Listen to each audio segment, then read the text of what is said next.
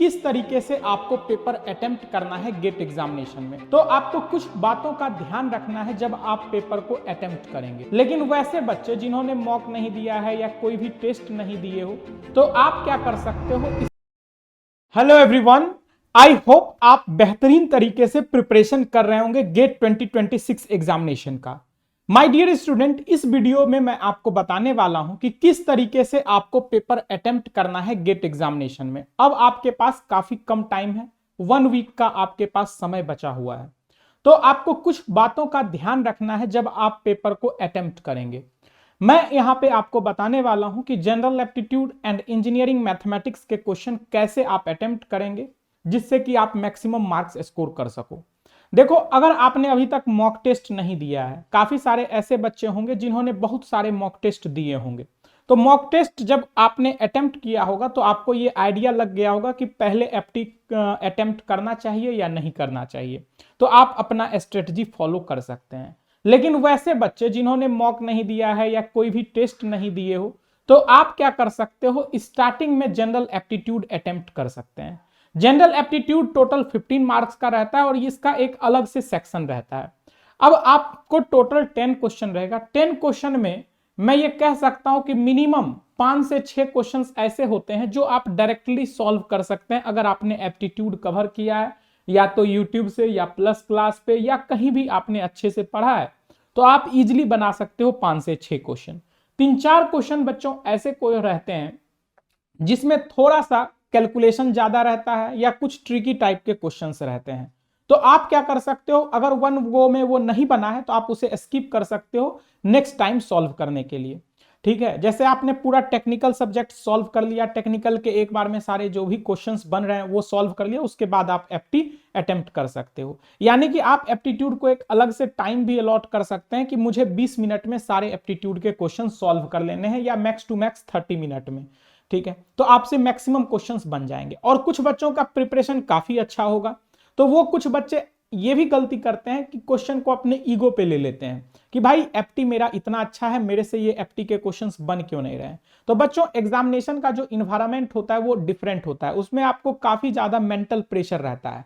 तो जिस कारण से आप हो सकता है कहीं कोई कैलकुलेशन मिस्टेक कर रहे हो और आपको पता ही नहीं चलेगा कि कैलकुलेशन मिस्टेक है कहां। तो ये सारे गलतियां आपसे हो सकती है। तो कभी कभी अगर आंसर मैच नहीं करता है तो आप थोड़ा सा रेस्ट कर लो, यानी कि लंबा सांस लो, अपने माइंड को थोड़ा कूल करो और उसके बाद फिर से अटेम्प्ट करो। नहीं तो आप दूसरे क्वेश्चन को सॉल्व करो, उस क्वेश्चन को बाद में सॉल्व करना, क्योंकि जब आप बाद में सॉल्व करोगे तब आपको पता चल जाएगा कि हाँ आपने यहाँ पे ये मिस्टेक किया है। सेम क्वेश्चंस को आप अगर सोचते रहिएगा तो आपको मिस्टेक जल्दी पता नहीं चलता है कि आप क्या मिस्टेक कर रहे हैं। तो एक ही क्वेश्चन पे आपको ज्यादा टाइम नहीं इन्वेस्ट करना है। आपने देखा होगा कि गेट के एग्जामिनेशन में कुछ क्वेश्चंस गलत भी आ जाते हैं। तो मान लीजिए कि आपके आंसर्स मैच नहीं कर रहे हैं, तो हो सकता है वो क्वेश्चन के ऑप्शंस गलत हो। मतलब ये बहुत ही रेयर चांस होता है, लेकिन मैं आपको ये बता रहा हूं और आपने बहुत टाइम वेस्ट कर दिया उस क्वेश्चन पे, तो ये आपका नुकसान हो जाएगा। तो आपसे जो एक बार में क्वेश्चन बन जाता है वो बना लीजिए। उसके बाद आप देखो कि 20 मिनट से पहले आपने वो सारे क्वेश्चंस बना लिए और अभी भी टाइम है, तो आप उसके बाद जो क्वेश्चंस नहीं बने हैं उस पर आप फोकस कीजिए। अगर बन जाता है 20 मिनट में तो ठीक है, 20 मिनट से पहले जो आपने जनरल एप्टीट्यूड को अलॉट किया है उसके बाद आप टेक्निकल अटेम्प्ट कर सकते हैं। तो अगर आप जनरल एप्टीट्यूड पहले अटेम्प्ट करोगे तो ज्यादा चांसेस है कि आप 10 प्लस मार्क्स स्कोर कर सकते हैं, अप्रॉक्स 10 तो स्कोर कर ही लोगे। और अगर आपका प्रिपरेशन अच्छा है तो आप मोर देन 13 मार्क्स या 15 आउट ऑफ 15 भी स्कोर कर सकते हैं। तो ये तो स्ट्रेटजी है एप्टीट्यूड को अटेम्प्ट करने का। ठीक है, और मैथमेटिक्स की बात करूं, देखिए एप्टीट्यूड में कुछ नए क्वेश्चंस भी आ सकते हैं, यानी कि कुछ मेंटल एबिलिटी पे फ्रेम किया जा सकता है क्वेश्चन। लेकिन मैथमेटिक्स में क्या है, जो आप पढ़ते हैं वही आएगा, यानी कि वही फॉर्मूला, वही सारी चीजों पे क्वेश्चंस बेस्ड रहता है। तो मैथमेटिक्स आपका टेक्निकल में मिक्स रहता है, एक साथ मैथमेटिक्स के क्वेश्चंस नहीं होते हैं। क्वेश्चन नंबर 1, 2 इस तरह से ऐसा नहीं है कि लगातार आपको मैथमेटिक्स का रहेगा, वो टेक्निकल में कहीं भी आपको दिख सकता है। तो मैथमेटिक्स में भी आपको मैं यही कहूंगा कि अगर मान लीजिए एक बार आपने सॉल्व किया, अगर आपसे वो सॉल्व हो गया तो ठीक है, आप आंसर कर दीजिए। नहीं सॉल्व होता है तो एक बार कैलकुलेशन चेक कर लो, फॉर्मूला चेक कर लो, उसके बाद भी आपको आइडिया नहीं लग रहा है कि कैसे सॉल्व होगा या क्या मिस्टेक है, तो आप नेक्स्ट क्वेश्चंस की ओर चले जाइए, यानी कि नेक्स्ट क्वेश्चन को अटेम्प्ट कीजिए। मेरा एक ही सजेशन रहेगा कि किसी भी क्वेश्चन पे आपको ज्यादा टाइम वेस्ट नहीं करना है, जो एक बार में बन जाता है बनाइए, अगर नहीं बनता है तो फिर नेक्स्ट क्वेश्चंस बनाएंगे। टोटल 65 क्वेश्चंस हैं बच्चों, तो काफी ज्यादा क्वेश्चंस रहते हैं।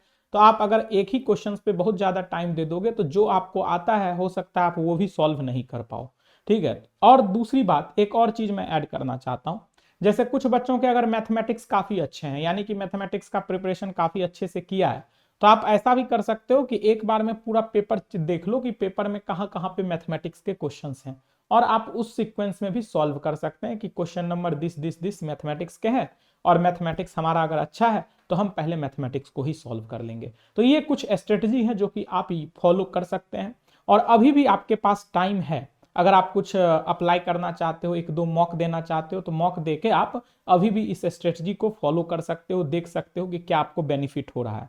तो इसके लिए बच्चों अनअकैडमी आप सबके लिए all India mock test conduct कर रहा है। तो ये मॉक टेस्ट कब होगा? ये 1 फेब को होगा, यानी कि 1 तारीख को आपका ऑल इंडिया मॉक टेस्ट होगा, जिसका टाइमिंग है 9:30 AM एंड 2:30 PM। तो आप इस ऑल इंडिया मॉक टेस्ट के लिए रजिस्टर कर सकते हैं, और जो मैंने बताया है आप उस चीज को वहां पे अप्लाई कर सकते हो। इस मॉक टेस्ट में अगर आप अपीयर करते हैं तो बहुत सारे बेनिफिट हैं। आपको ऑल इंडिया रैंक मिल जाएगा, साथ ही साथ आपको वीडियो सॉल्यूशंस मिलेगा, लेटेस्ट पैटर्न क्वेश्चंस हैं जो कि टॉप एजुकेटर ने फ्रेम किए हैं। तो ये सारे बेनिफिट्स हैं ऑल इंडिया मॉक टेस्ट में अपीयर करने के। तो मैं तो ये कहूंगा कि अगर आप गेट 2026 की तैयारी कर रहे हैं तो आपको ऑल इंडिया मॉक टेस्ट में जरूर पार्टिसिपेट करना चाहिए। एक और अनाउंसमेंट है बच्चों, वैसे स्टूडेंट्स जो गेट 2027 की तैयारी स्टार्ट करने वाले हैं या 2028 की तैयारी स्टार्ट करने वाले हैं, तो बच्चों अनअकैडमी आपको काफी कम प्राइस में सब्सक्रिप्शन प्रोवाइड कर रहा है, ओनली फॉर 9,999। और कुछ टाइम के बाद आपका हो सकता है कि प्राइस हाइक हो जाएगा, यानी कि सब्सक्रिप्शन का कॉस्ट बढ़ जाएगा। तो जितना जल्दी हो सकता है आप सब्सक्रिप्शन ले लें, और ये ऑफर आज ही इंड होने जा रहा है। तो मैं तो यही कहूंगा कि आज अपना सब्सक्रिप्शन लेके आप अपना प्रिपरेशन कंटिन्यू कर दीजिए। आप कोड यूज कर सकते हैं अमन राज ईएससी, अमन राज ईएससी कोड यूज करके सब्सक्रिप्शन परचेज कर सकते हो।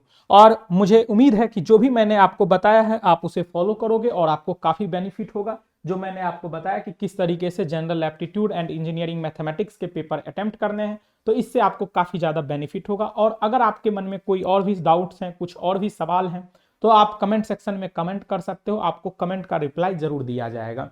कुछ बच्चों का ये डाउट है कि सर मैथमेटिक्स के 1 शॉट सेशन आएंगे या नहीं, तो मैथमेटिक्स के भी 1 शॉट सेशंस आएंगे बच्चों फैब में, ठीक है। जैन में अभी अब 1-2 दिन बचा हुआ है, तो अभी मैं कोई 1 शॉट नहीं ला रहा हूं।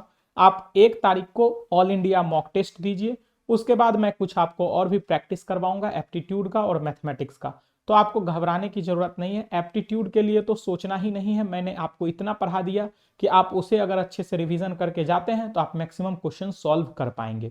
तो मैं यही उम्मीद कर रहा हूं कि आप बेहतरीन तरीके से तैयारी कर रहे होंगे और आप अपना 100% दे रहे होंगे गेट 2026 एग्जामिनेशंस के लिए। Bye bye, tata, take care and my best wishes are always with you. Let's crack it. Thank you.